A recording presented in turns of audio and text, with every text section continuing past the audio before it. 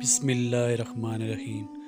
حضرت موسیٰ علیہ السلام کلیم اللہ تھے، روزانہ اپنے رب سے ہم کلام ہوتے تھے۔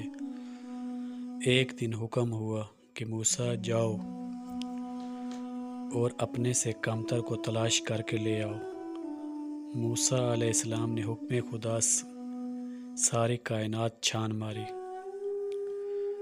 مگر اپنے سے کم کسی کو نہ پایا۔ شام کو خالی ہاتھ لوٹے۔ اللہ پاک نے فرمایا، اے موسیٰ، اگر آپ ایک بکری کے بچے کو ہی لے آتے تو ہم آپ کو نبوت سے محروم کر دیتے۔